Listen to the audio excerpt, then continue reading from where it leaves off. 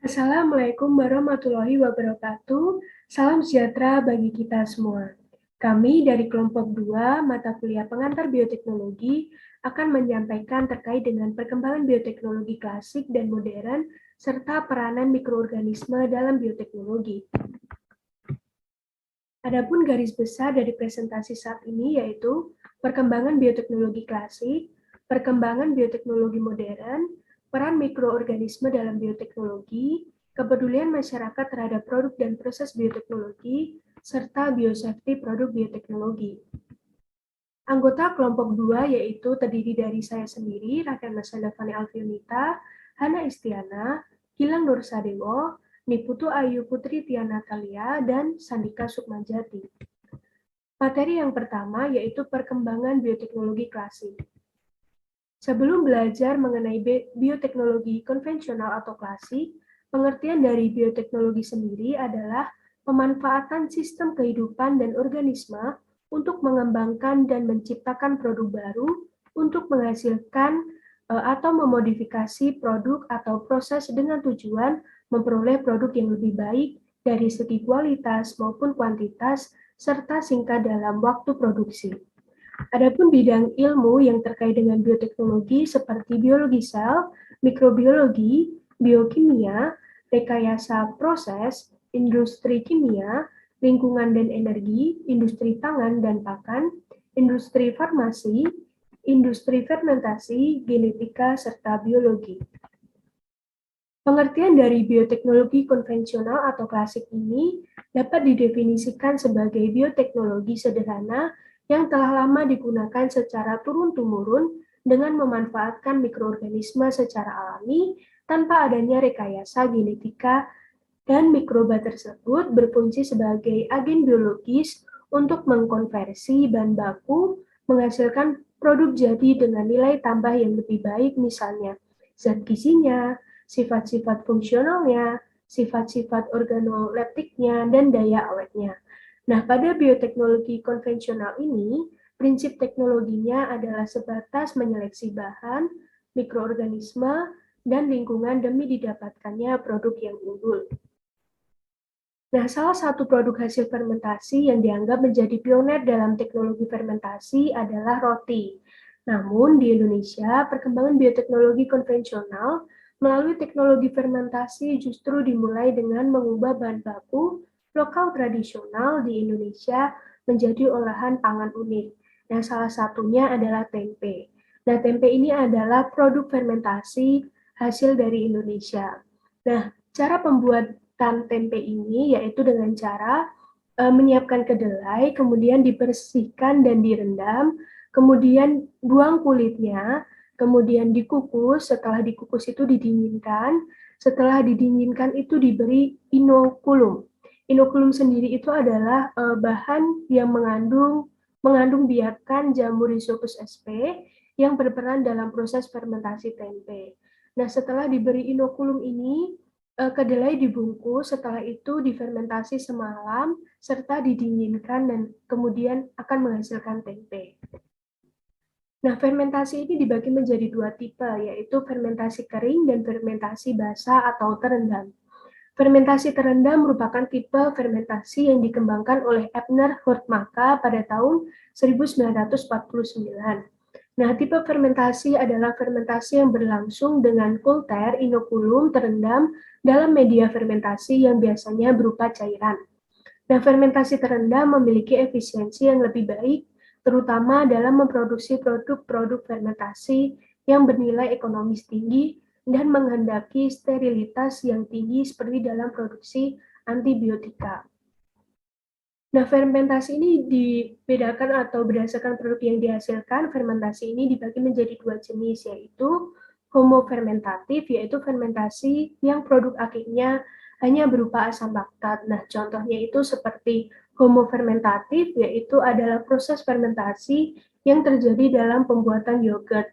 Yang kedua, terdapat heterofermentatif, yaitu fermentasi yang produk akhirnya berupa asam laktat dan etanol sama banyak. Nah, contohnya ini seperti heterofermentatif adalah proses fermentasi yang terjadi dalam pembuatan tape. Nah, kemudian fermentasi ini dapat dibedakan berdasarkan penggunaan oksigen. Nah, fermentasi ini dibagi menjadi fermentasi aerobik dan anaerobik. Nah, fermentasi aerobik ini adalah fermentasi yang memerlukan oksigen, sedangkan fermentasi anaerobik tidak memerlukan oksigen. Baik, materi selanjutnya akan disampaikan oleh rekan saya. Berdasarkan proses yang dihasilkan oleh mikroba, fermentasi dibagi menjadi 3. Di antaranya itu yang pertama, fermentasi yang memproduksi sel mikroba atau biomas, yaitu produksi komersial dari biomas dapat dibedakan menjadi produksi yeast untuk industri roti dan produksi sel mikroba yang dikenal sebagai protein sel tunggal atau ST atau single cell protein untuk digunakan sebagai makanan manusia dan hewan. Yang kedua, fermentasi yang menghasilkan enzim dari mikroba. Secara komersial, enzim dapat diproduksi oleh tanaman, hewan, dan mikroba. Namun, enzim yang diproduksi oleh mikroba memiliki beberapa keunggulan, yaitu mampu dihasilkan dalam jumlah besar dan mudah untuk meningkatkan produktivitas bila dibandingkan dengan tanaman atau hewan. Lalu yang terakhir ada fermentasi yang menghasilkan metabolit mikroba. Metabolit mikroba dapat dibedakan menjadi metabolit primer dan metabolit sekunder. Produk metabolisme primer yang dianggap penting contohnya yaitu ada etanol, asam sitrat, polisakarida, aseton, butanol, dan vitamin. Sedangkan metabolit sekunder yang dihasilkan mikroba contohnya antibiotik, pemacu pertumbuhan, inhibitor enzim, dan lain-lain. Next. Berikutnya ada contoh produk hasil aplikasi bioteknologi konvensional. Yang pertama ada oncom. Ada produk fermentasi berbahan baku ampas tahu atau ampas kacang yang sudah diambil minyaknya. Dengan menggunakan agen biologis mikroorganisme yang biasanya digunakan ada 2 macam, yaitu Monnilia cytophila untuk menghasilkan oncom kuning dan Rhizopus sp untuk menghasilkan oncom hitam. Dengan kemampuan enzimatis yang dihasilkan, mikroba mampu mendegradasi senyawa kompleks dalam bahan baku menjadi substansi yang lebih sederhana dan mudah dicerna oleh tubuh. Penggunaan oncom ini untuk dimasak menjadi berbagai jenis lauk pauk di Indonesia. Yang kedua ada yogurt.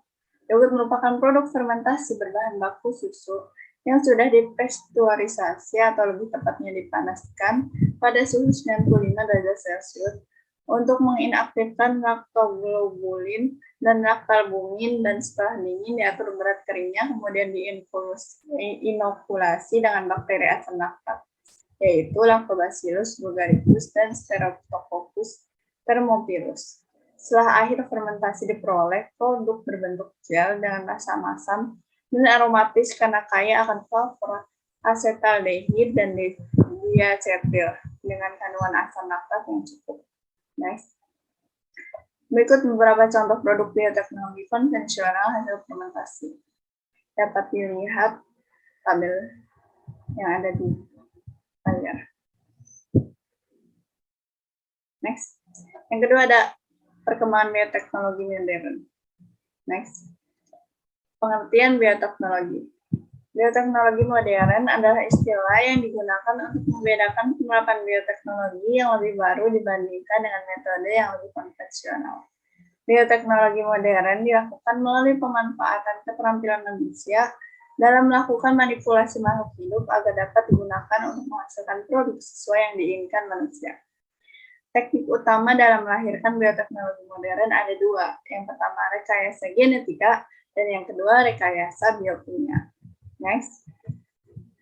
Nah, saat ini bioteknologi modern umumnya berfokus pada 3 macam. Yang pertama yaitu kultur jaringan atau sel, yang merupakan suatu metode untuk menghasilkan atau memperbanyak jaringan atau sel yang berasal atau yang didapat dari jaringan orisinil tumbuhan atau hewan.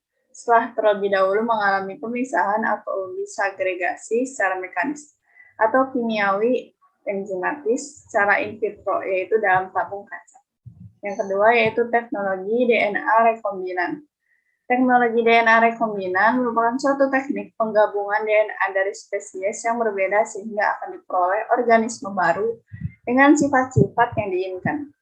Teknik tersebut meliputi teknik mengisolasi DNA, teknik memotong DNA, teknik menggabungkan atau menyambung DNA, dan teknik memasukkan DNA ke dalam sel.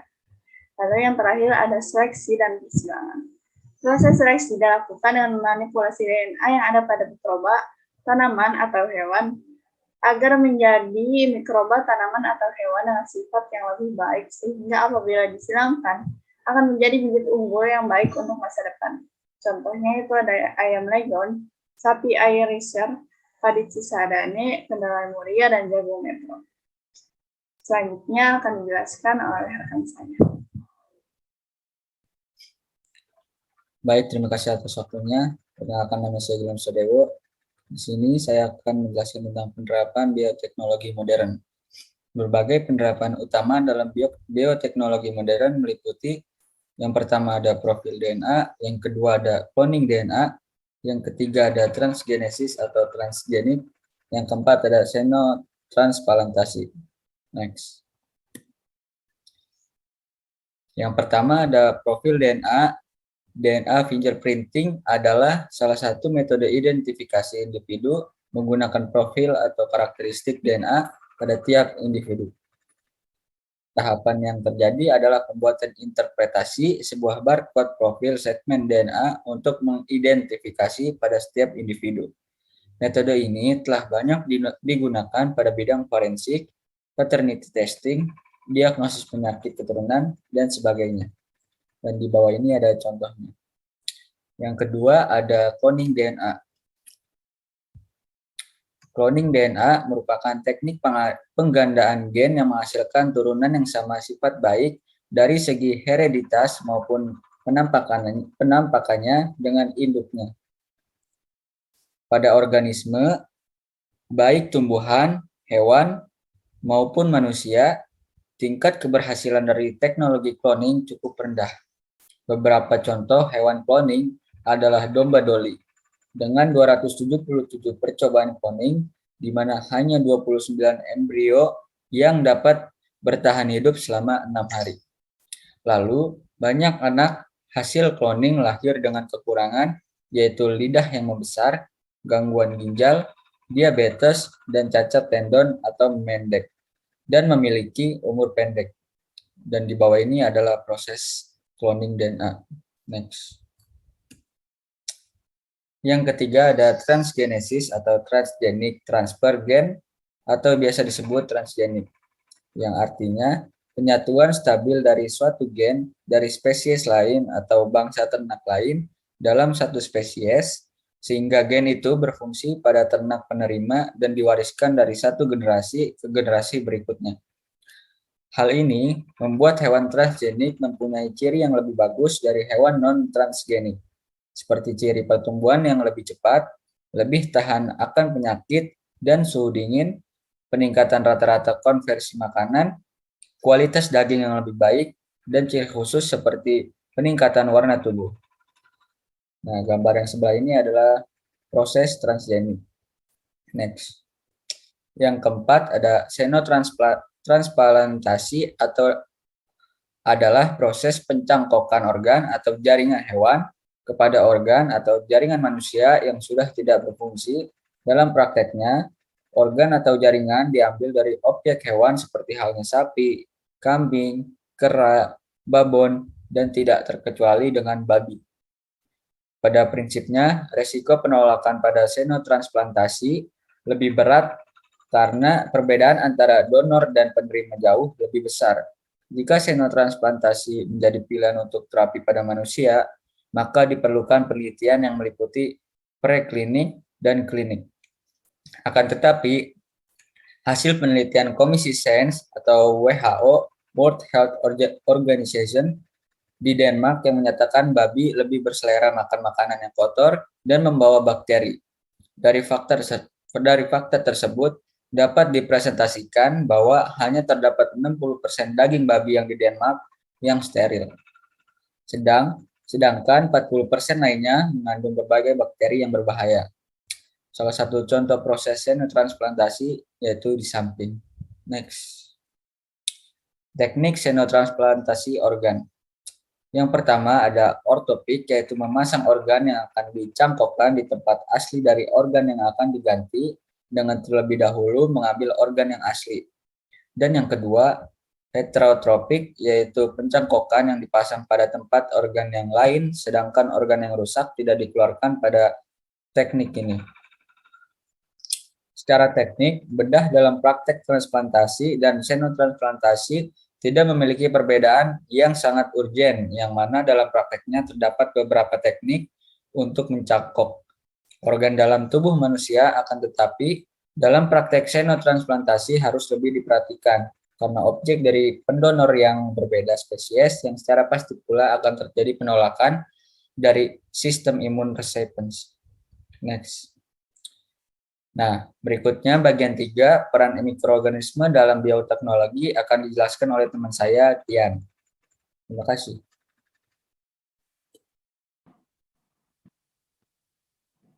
Yang selanjutnya adalah peran mikroorganisme dalam bioteknologi. Mikroorganisme sebagai bagian komponen ekosistem perairan memiliki berbagai peran, baik yang menguntungkan maupun merugikan. Secara mendasar, mikroorganisme didefinisikan sebagai organisme yang berukuran sangat kecil, yang hanya teramati dengan jelas dengan alat bantu mikroskop. Berdasarkan kemampuannya dalam merombak bahan organik dan anorganik melalui reaksi enzimatis, maka melalui penerapan bioteknologi berbasis mikroorganisme, limbah pertanian dan air buangan diolah menjadi bahan yang lebih bermanfaat dan dimanfaatkan sebagai substrat untuk memproduksi enzim. Selain memiliki peranan positif, ternyata keberadaan mikroorganisme di lingkungan akuatik juga seringkali menimbulkan dampak negatif bagi kehidupan organisme lainnya, termasuk manusia.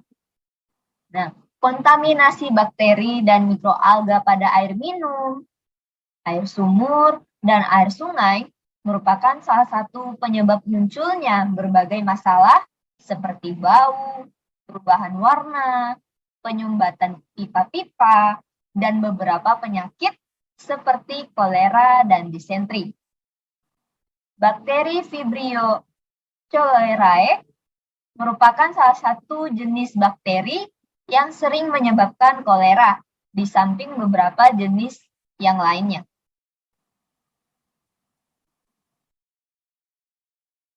Pemanfaatan potensi bioteknologi berbasis mikroorganisme semakin nyata perannya dalam menunjang keberhasilan budidaya perikanan di kalangan masyarakat luas, terkhususnya masyarakat nelayan.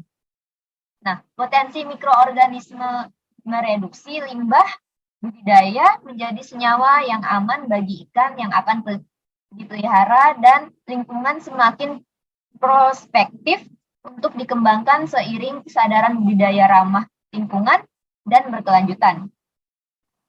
Teknologi pemanfaatan limbah pertanian yang cukup melimpah melalui fermentasi juga membuka harapan dalam mengatasi harga sumber protein pakan yang mahal dan masih merupakan bahan impor.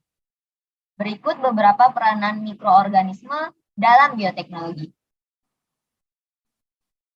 Nah, yang pertama yaitu sebagai mikroorganisme pengubah dan penghasil makanan dan minuman. Proses fermentasi contohnya merupakan suatu organisme yang dapat mengubah suatu makanan dan minuman. Proses fermentasi merupakan perubahan enzimatik secara anaerob dan suatu senyawa organik dan menjadi produk organik yang lebih sederhana.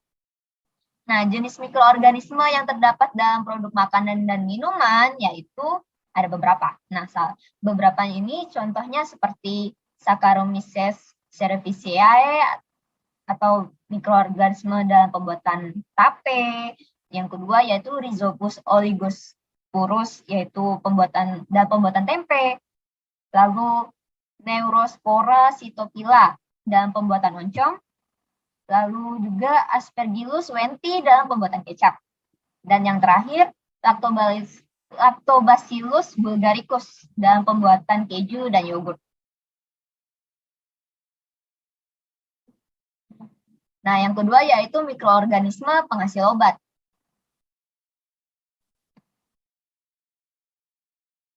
Mikroorganisme juga dapat digunakan dalam bidang kesehatan, yaitu untuk membantu proses pengobatan.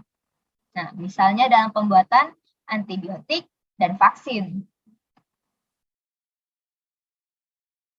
Nah, antibiotik merupakan zat kimia hasil mikroorganisme yang dapat menghambat pertumbuhan atau mematikan mikroorganisme lainnya. Pembuatan antibiotik harus dilakukan pada kondisi lingkungan yang steril agar dapat menghasilkan produk yang optimal. Nah, contohnya yaitu antibiotik penisilin atau dari mikroorganisme Penicillium sp yang dapat mematikan mikroorganisme lainnya. Dan yang kedua yaitu vaksin. Vaksin sangat membantu dalam pencegahan serangan penyakit. Vaksin berasal dari mikroorganisme yang telah dilemahkan atau dimatikan. Vaksin pada umumnya dimasukkan dengan suntikan ke dalam tubuh manusia agar dapat aktif melawan mikroorganisme. Yang ketiga yaitu mikroorganisme pembasmi hama tanaman. Salah satu cara yang dapat dilakukan untuk mengurangi terjadinya pencemaran lingkungan yaitu dengan menggunakan mikroorganisme sebagai agen pengendali hama dalam membasmi hama tanaman. Pengendalian hama dapat menggunakan musuh alami, contohnya bakteri Bacillus thuringiensis. Bakteri ini dikembangkan menjadi insektisida mikrobial yang dapat membunuh serangga seperti larva dan ulat serangga. Lalu yang keempat adalah mikroorganisme yang berperan dalam bidang industri. Nah, mikroorganisme ini dapat digunakan sebagai penghasil energi, lalu sebagai pencerna limbah, pemisah logam, sebagai penghasil asam amino, juga meningkatkan produksi pertanian, serta penghasil alkohol. Nah, yang berikutnya adalah bagian keempat, yaitu kepedulian masyarakat terhadap produk dan proses bioteknologi. Dan untuk selanjutnya akan saya serahkan kepada Sandika.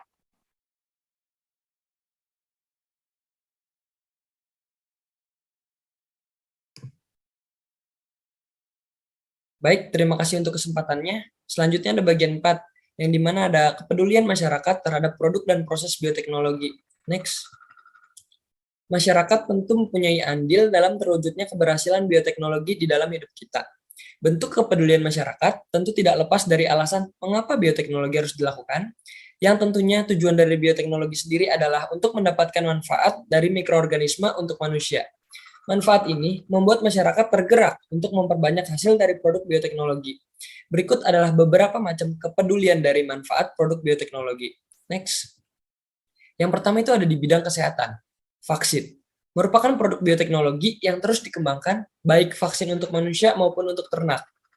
Vaksin merupakan bahan antigenik yang digunakan untuk kekebalan terhadap suatu penyakit yang biasanya mengandung virus atau mikroorganisme yang telah dimatikan atau dilemahkan.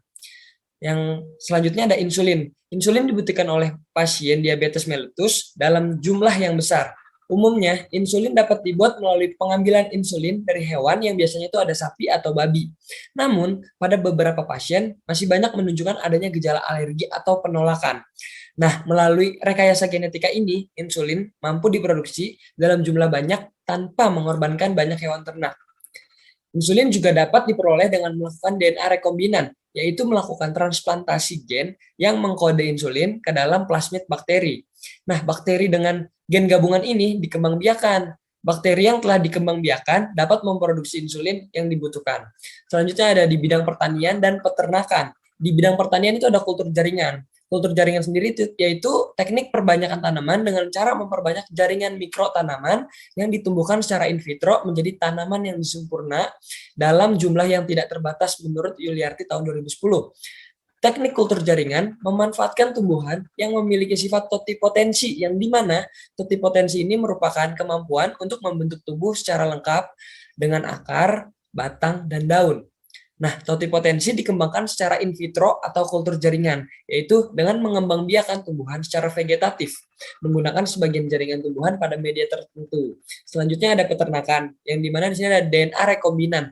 Nah, DNA rekombinan merupakan teknik penggabungan DNA dari spesies yang berbeda, sehingga akan diperoleh organisme baru dengan sifat-sifat yang diinginkan.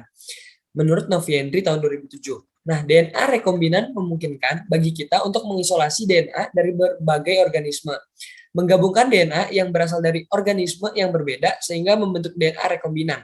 Bahkan, memasukkan DNA rekombinan ke dalam sel organisme prokariot maupun eukariot. Next. Selanjutnya ada di bidang pangan. Aplikasi atau pemeran bioteknologi secara konvensional dalam bidang pangan banyak dilakukan dengan cara fermentasi. Sedangkan pada bioteknologi modern sering dilakukan dengan protein sel tunggal atau PST dan mikroprotein. Selanjutnya ada di bidang lingkungan. Nah, tambahan sedikit teks, isi pendekatan bioteknologi dengan memanfaatkan penggunaan bakteri Desulfotomaculum orientis ICBB 1204 dapat menurunkan kandungan CR pada air limbah industri hingga 92,7% selama 30 hari. Nah, bioplastik adalah plastik yang dapat digunakan seperti layaknya plastik umumnya. Ketika dibuang, itu mudah didekomposisikan oleh mikroorganisme tanah dan akan menghasilkan senyawa asalnya yaitu air dan karbon dioksida. Selanjutnya ada bioleaching, yang dimana merupakan aplikasi dari bioteknologi lingkungan yang memanfaatkan mikroorganisme dalam prosesnya. Bioleaching di Indonesia ditetapkan untuk mengekstraksi emas, piret, tembaga, dan besi. Nah, Penicillium chrysogenum ini dapat dimanfaatkan untuk mengekstraksi logam nikel dan menghasilkan 12,87%, sedangkan Aspergillus niger menghasilkan 11,83%. Next. Nah, selanjutnya ada bagian 5, yang isinya itu ada biosafety, produk bioteknologi. Next. Nah, setiap hal itu pasti memiliki dampak buruk, kan? Nah, namun bagaimana dengan bioteknologi? Bioteknologi memiliki dampak buruk pastinya, namun dampak buruk tersebut masih bisa diminimalisir dan jauh lebih sedikit dibandingkan keuntungannya. Yuk, kita bahas tingkat keamanan bioteknologi. Next. Nah, tingkat keamanan bioteknologi selalu diuji sebelum ditetapkan dan dipergunakan. Pada pengujian produk harus memenuhi standar yang dimana tidak mengganggu, merugikan, dan membahayakan manusia, keanekaragaman hayati, dan lingkungan. Dalam beberapa produk biotek sudah dapat dikendalikan dan dimanfaatkan dengan baik dengan keamanan yang terjamin. Namun, karena kurangnya sumber daya manusia di negara kita dan terbatasnya dana untuk menjalani riset, maka ketepatan hasil masih belum bisa dipastikan. Untuk itu, kita membutuhkan sumber daya manusia yang cukup untuk mendukung dan melaksanakan kebijakan dan pedoman pada bidang teknologi, baik untuk kehidupan dan pengetahuan. Namun, jangan khawatir, pemerintah kita juga berupaya dalam pengawasan penggunaan bioteknologi sehingga pada sektor keamanan bisa kita percayai. Bahkan produk bioteknologi dapat membantu menanggulangi masalah lingkungan dalam mengolah limbah yang dimana ini menambah nilai dalam keamanan penggunaan bioteknologi. Di sini juga ada contoh dari hasil bioteknologi yaitu vaksin. Meskipun banyak berita hoax beredar bahwa vaksin itu berbahaya, namun penelitian lebih lanjut menunjukkan bahwa vaksin COVID-19 aman untuk digunakan dan minim efek sampingnya. Bahkan beberapa jenis vaksin aman digunakan pada lansia dan anak di bawah 17 tahun. Next. Ini merupakan poster dari kelompok kami. Next. Dan ini ada referensi dari hasil-hasil yang telah kami dapatkan. Apabila ada yang ingin ditanyakan, boleh ditanyakan. Sekian dari kelompok kami. Kurang lebihnya mohon maaf. Terima kasih. Wassalamualaikum warahmatullahi wabarakatuh.